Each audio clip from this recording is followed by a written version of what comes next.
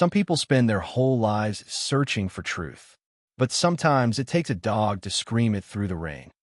The storm had been relentless that morning in Chestnut Falls, Virginia. Rain slashed sideways across the old military cemetery, tapping a staccato rhythm against rows of gravestones and the long black casket at the center of the crowd.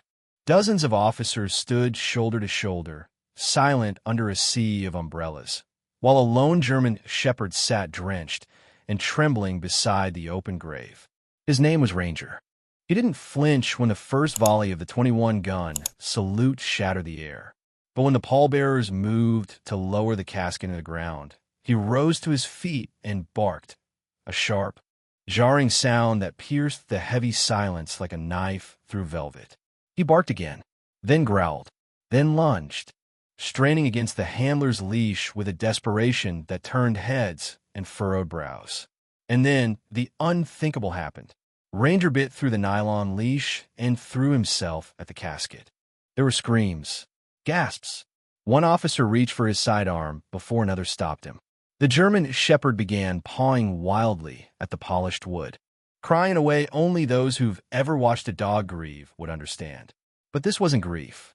It was warning. "Open it," the mother of the fallen officer said. Her voice trembled, but her eyes burned with something ancient, instinct. The lid lifted. Someone screamed. It wasn't her son inside the casket. Welcome to the HeartForce channel, where you and I find more meaning in life through dog stories. Before we continue, please comment below and let us know where you're listening to this video. And if you have any dog stories of your own, feel free to share them with everyone. 3 months earlier, Officer Nathan Reed had never been the kind of man who fit in a boardroom. His mother, Marilyn Reed, once dubbed him a corporate dropout after he quit his lucrative job in finance to become a cop. It wasn't that he hated numbers. He hated silence, the kind that grew in offices where no one said what mattered and no one fought for what was right. Chestnut Falls was a small town near the Blue Ridge Mountains, the kind of place with antique shops, Sunday parades, and a dark underside no one talked about. Nathan knew the real stories, the battered wives who never pressed charges, the missing kids no one looked for, the old men running good OL boy networks that decided who rose and who fell. He wanted to change that, and that's when he met Ranger. The dog had a history as jagged as barbed wire. 5 years old, former K-9 officer, discharged after his partner died during a warehouse raid. Since then, no one could get near him without a growl, or worse. "He's broken," the trainer said. "Might not be worth saving." But when Nathan looked into Ranger's eyes for the first time, he didn't see danger. He saw himself. "Name's Ranger," said Officer Linda Greer, head of the K-9 unit. 3 handlers tried. One got 30 stitches. He hasn't left the kennel in a month. Eats barely. Growls always. Nathan crouched beside the cage. The German shepherd stared back, unblinking. Rain tapped on the metal roof above them, each drop punctuating the silence. "I'm not here to fix you," Nathan said softly. "I just want to sit with you a while." Ranger growled, but he didn't turn away. That was day 1. Over the next few weeks, Nathan became a fixture at the K-9 compound. He didn't bring toys or treats, just a chair, a thermos of black coffee, and stories. He read newspaper clippings out loud, old case files, sometimes just the weather report. Ranger never moved. But by day 12, his ears would twitch when Nathan's voice approached. Day 19, Ranger drank from his bowl while Nathan stood in the kennel. Day 27, he sat when Nathan called his name. The real test came on day 31. They were alone, early morning, mist curling across the gravel. Nathan held a leash in his right hand and unlocked the kennel with the left. Ranger stepped forward, paused, looked Nathan in the eyes, and sat. No bark, no growl, no resistance. Just the silent acknowledgement of a beginning. Word spread quickly. Ranger and Nathan began training again, shadowing active duty teams, learning commands, re-establishing routines. But no one in the department expected them to succeed. Too damaged, too risky, too soon. But Greer? She watched closely and smiled. "You're either the dumbest officer I've seen," she said, "or the one this dog's been waiting for." Nathan just nodded. They had work to do. Their first call came on a rainy night in May. A domestic dispute on Willow Bend Lane had escalated. A man barricaded inside a home with a gun, a toddler, and his estranged wife. The negotiator was still 30 minutes out. Nathan and Ranger were 2 minutes away. "I'm not cleared for entry," Nathan said into the radio. "Understood," came Greer's voice flat. Then softer, "But you're not off duty either." He looked at Ranger, who was already at the door. Nose to the gap in the floorboards, ears locked forward. Decision made. Inside, chaos. Outside, silence. Through the basement they entered. Ranger led. Quiet. Precise. A whisper in fur. Upstairs. The suspect paced with a child in his arms and a gun in the other. His voice cracked with rage and fear. One bark could have set him off, but Ranger stayed silent. Waiting. Nathan spoke softly from below to the woman huddled in the pantry. "I'm here to help. Don't scream. Don't move." The suspect shouted something unintelligible. Ranger tensed. Nathan gave the signal. One word. "Now." Ranger lunged upstairs in a flash, intercepting the man's wrist as the gun rose. The weapon clattered to the floor. The child wailed. Nathan secured the scene within seconds. Later, when the adrenaline wore off, a lieutenant asked Nathan what he'd been thinking. "I wasn't," he said. "Ranger was." Officer Nathan Reed's sudden rise inside the Chestnut Falls PD wasn't greeted with champagne and cake. Far from it. Some of the older officers grumbled behind closed doors. "He's got the dog, but does he have a stomach?" they'd whisper. Others just called it luck. "Ranger's the real hero. Kid just holds a leash." Nathan didn't care. He wasn't there for applause. He was there because he had something to prove, not just to them, but to himself. And to Ranger. 3 weeks after the Willow Bend incident, Nathan walked into the precinct break room and found 2 senior officers flipping through old case files, their brows furrowed and mouths tight. "What's up?" Nathan asked. Officer Hank Dalton, a 25-year veteran, slid a folder across the table. "This was your dog's last partner," he said flatly. "Sergeant Tom Leary. Died during a warehouse raid 2 years ago. Ranger was there." Nathan opened the file. Black and white surveillance photos. A detailed floor plan. Autopsy reports. One note stood out. Suspect evaded capture. Warehouse access points previously unknown. Cause of death, GSW. Close range. Nobodikam futi. It wasn't the note that chilled Nathan. It was Ranger. The dog had patted him beside him, silent as usual, but now his body was tense. Hackles slightly raised. His ears twitched at the mention of Leary's name. In his eyes, something flickered there. Recognition. Pain. Memory. "You remember this place," Nathan said softly, kneeling beside the dog. Ranger didn't bark. He just stared at the photo. Then, unusual for a dog so disciplined, he whined. Long and low. And Nathan knew. This wasn't just about grief. It was about unfinished business. That night, Nathan sat alone in his small apartment, the folder open in front of him, Ranger asleep at his feet. Rain tapped the window like a ticking clock. The same rain that had fallen on the night Leary died. He reread every line. Suspect never found. Evidence inconclusive. A local judge, Judge A. Grisham, had shut down the investigation, citing procedural violations. Nathan leaned back and stared at the ceiling. Something stunk, badly, and someone had made sure the case stayed buried. The next day, he went to Officer Linda Greer. Did Tom Leary have any enemies? Nathan asked. Greer's jaw tightened. Plenty, she said. He was working on something big before he died. Wouldn't share details. Just said if something happened to him, follow the money. Follow the money to where? She shook her head. He didn't say. Just mentioned the East End and a name he couldn't prove. She paused. You're asking because Ranger remembered something, aren't you? Nathan nodded. That place still triggers him. He's trying to tell us something. Greer stood slowly, as if the air had grown heavier. Then we need to start listening. That night, Nathan took Ranger for a late patrol, something he hadn't done before without official orders. They circled the town twice before Ranger suddenly stopped at the corner of East End Warehouse 6, abandoned for years, supposedly. Ranger crouched low. No rod, no bark, just stillness. Nathan stepped out of the cruiser and followed the dog's gaze.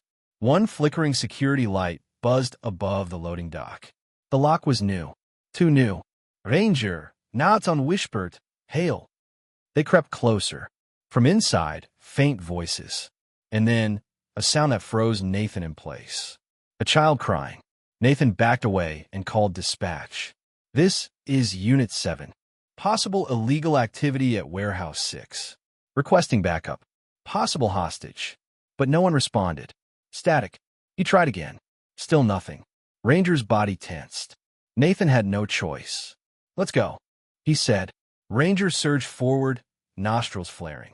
Inside the warehouse, the air reeked of chemicals and something worse, fear. They moved through crates and shadows until they found a small room. Cinder block walls. Stale door. Locked. Ranger scratched at it twice, then backed up. Waiting. Okay, buddy, Nathan whispered. Together. He kicked the door open. Inside, a boy. Maybe 8 years old, tied to a chair. Duct tape across his mouth. Eyes wide with terror. Ranger was already at his side, licking the boy's face, calming him. Nathan cut the restraints. I'm Officer Reed, he said gently. You're safe now. But before they could leave, gunshots exploded outside the room. They'd been found. Nathan yanked the boy behind a stack of crates. Ranger shielding them with his body. The exit was too far. Then Ranger did something astonishing. He looked at Nathan, then at a narrow vent low on the wall. A vent that led outside. Can't fit. Buddy, Nathan said. But he can. The boy crawled into the vent. Nathan whispered, go straight. When you see light, keep running. Cops will find you. The boy vanished. And the shooting stopped. Someone had realized the boy was gone. Nathan stood, weapon drawn. Ranger beside him, tail low, ears forward. Time to make a choice, Nathan muttered. And they moved. What happened next would make headlines the next day. Local officer and former K-9 partner save abducted child from drug facility. But what the press didn't know, and what Nathan would never forget, was how Ranger, in that moment, didn't act like a dog. He acted like a partner. He took down one of the armed men with surgical precision, then returned to Nathan's side as if reading his next move. It wasn't training. It was trust.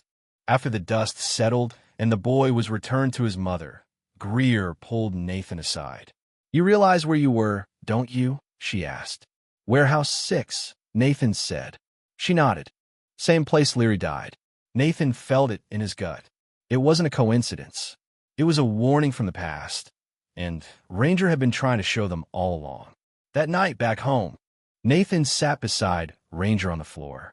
We're not done, are we? He asked. Ranger rested his head on Nathan's knee and sighed.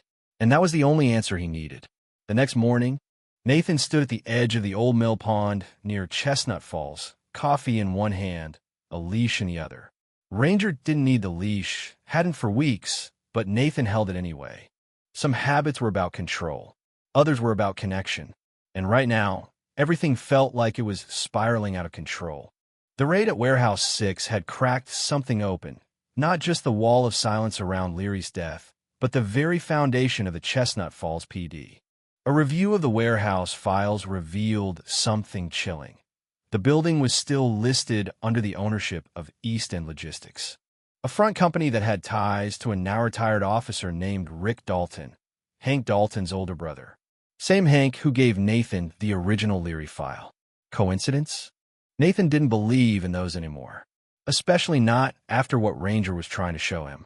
Greer called Nathan into her office. Word spreading, she said, closing the blinds. Brass is nervous.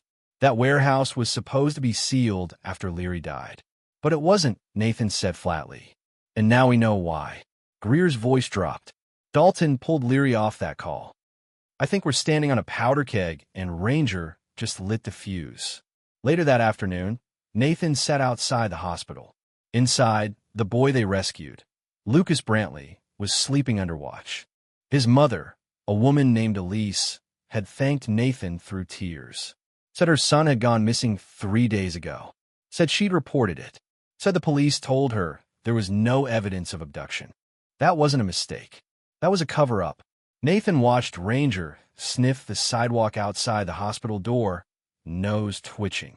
Then he sat down, alert but calm, as a black SUV rolled past slowly. Windows tinted. No plats.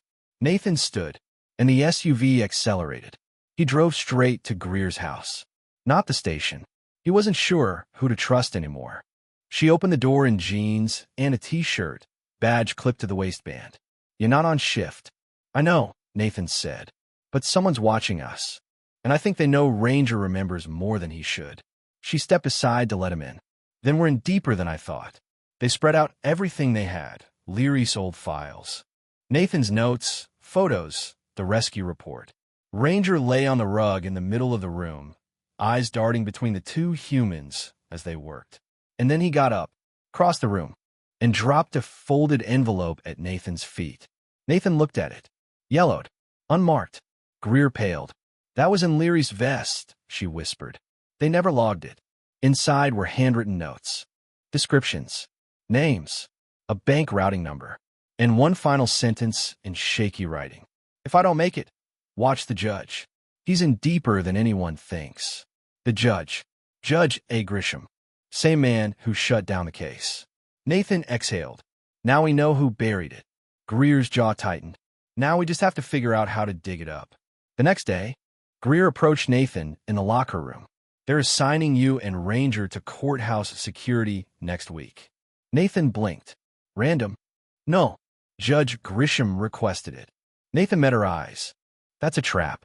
"Yep," she said. "And it's the only way we're going to get answers." Courthouse security detail was usually boring. On duty, walkthroughs. Watching people shuffle through family court and parking tickets. Not this time. Nathan and Ranger arrived early. The judge wasn't due in until 10 a.m. But a strange tension already filled the building. Extra patrols, closed doors, and a small private conference room heavily guarded by plainclothes officers. Ranger sniffed the air and growled. "Low. Warning." Nathan gripped the leash. "What is it, buddy?"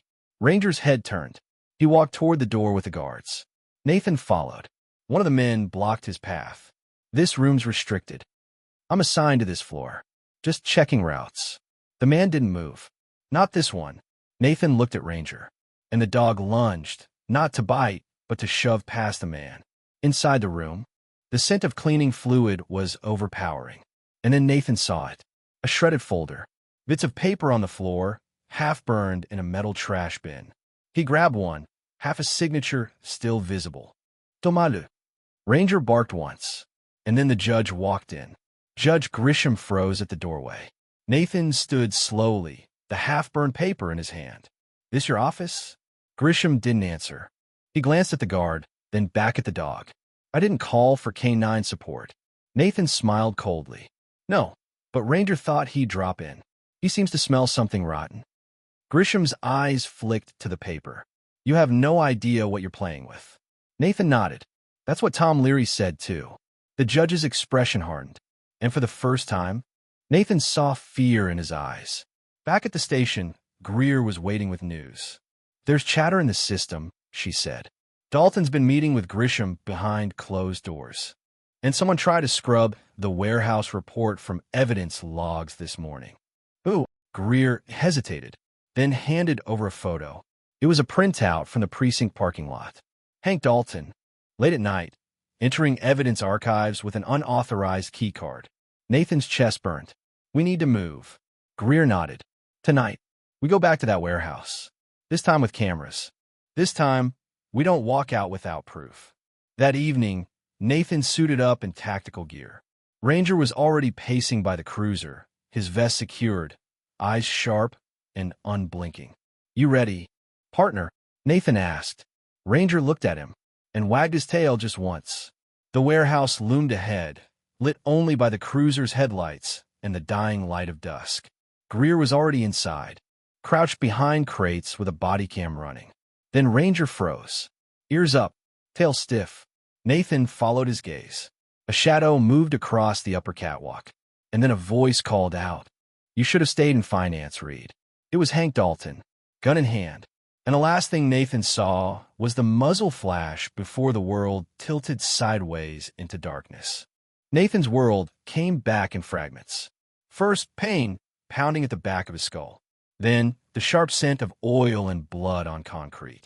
Then, breathing, heavy, low, right beside him. Ranger. Nathan blinked through a haze, trying to push himself up. The warehouse ceiling swam above him in a blur of shadows and steel. Stay down. Greer hissed from behind a stack of crates.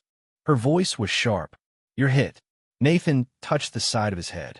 Blood, but not a bullet, just the butt of a rifle. He could live with that.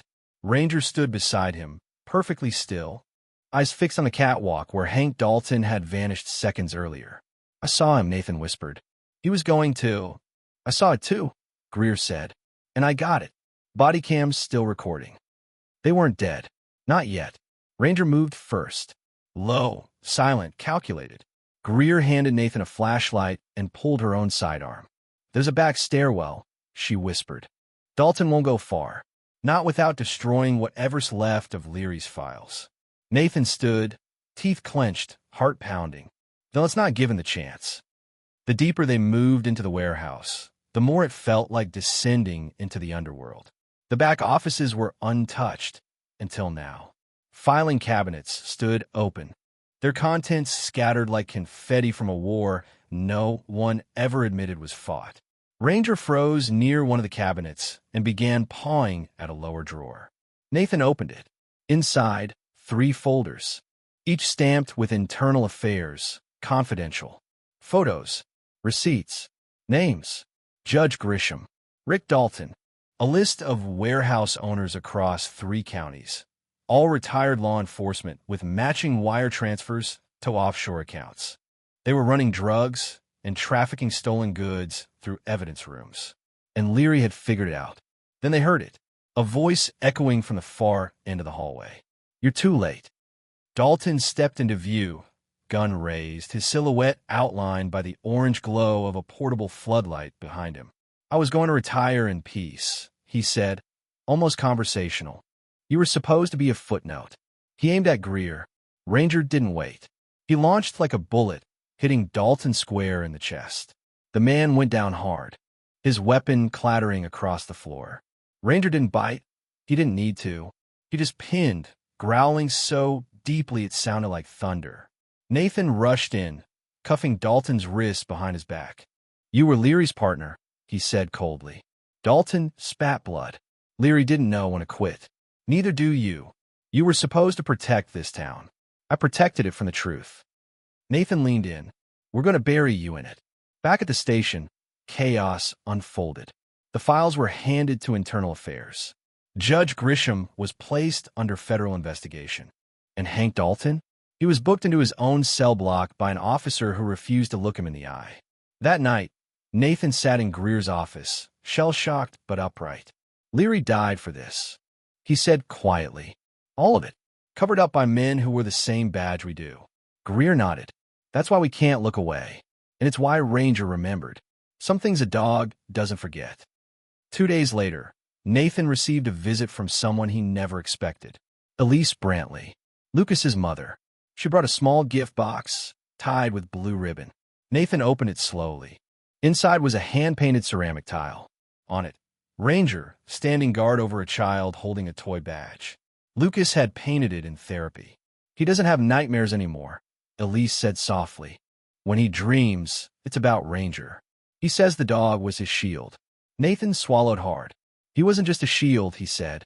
He was a truth-teller. But the peace didn't last. 3 weeks later, a call came from Agent Vance, Internal Affairs. There's a problem, Vance said. Judge Grisham's confession didn't mention Dalton. Someone else is pulling the strings. Who? We don't know yet. But we found something else. Nathan sat up straighter. There's a recording. From Leary. Sent to an encrypted FBI account a week before he died. He says he uncovered the name of the man at the top. Said it wasn't Grisham. Said if anything happened to him, the file would be recovered by one of 2 people. A pause. Linda Greer, or his dog. That night, Nathan sat on his porch in silence. The stars above flickering like embers waiting to die out. Ranger lay beside him, watching the woods. You were never just a dog, Nathan whispered. You were a messenger. Ranger's ears twitched. Then his head turned toward the tree line. A rustle. Then silence. Nathan's blood turned cold, because in that moment he knew they weren't out of the woods yet. The knock on Nathan's door came at 3:14 a.m. 3 slow raps. Then silence. Ranger was already on his feet, staring at the front door, unmoving. Nathan slid the safety off his sidearm and opened the door slowly. A single envelope rested on the doormat. No return address.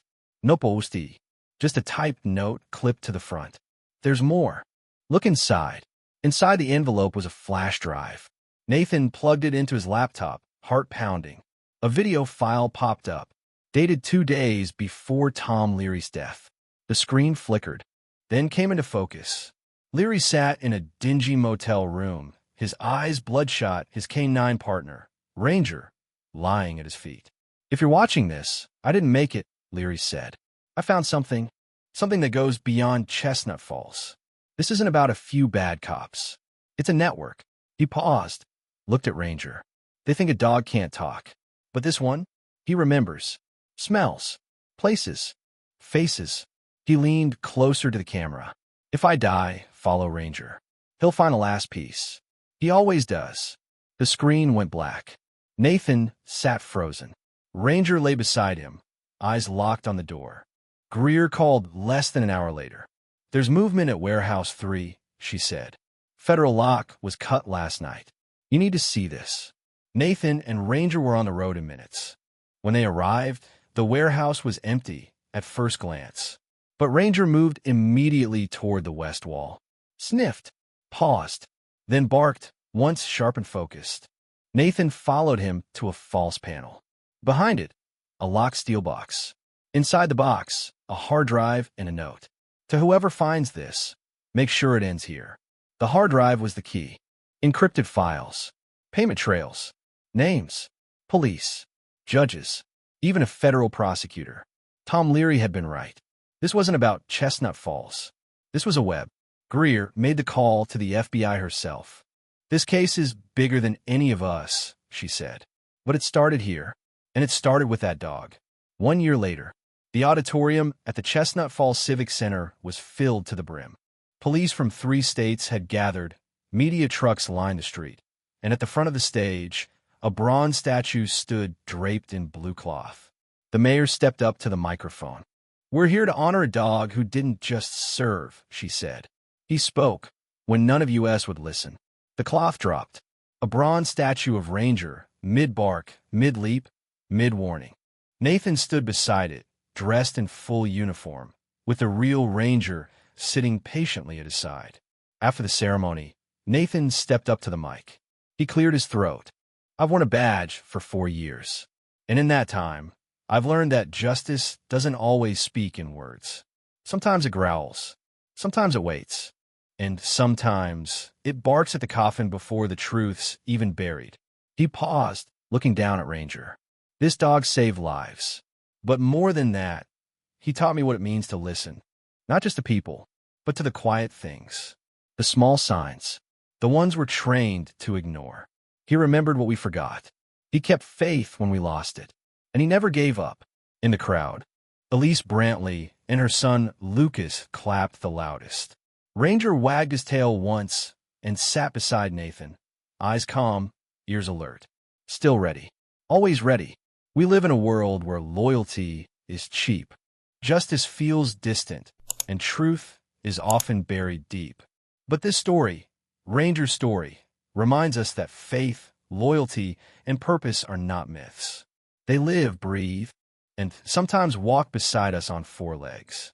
When we stop to listen, to truly listen, we can hear the warnings, the courage, and the hope that survive even the darkest moments. Because sometimes, the heart we need doesn't wear a badge, it wears a collar. And the partner we need most doesn't speak at all. What did you think of Ranger's journey? Did it remind you of a dog you once knew? Let us know in the comments. We'd love to hear your story. And don't forget to subscribe to the HeartForce channel, where we find more meaning in life through the eyes of dogs.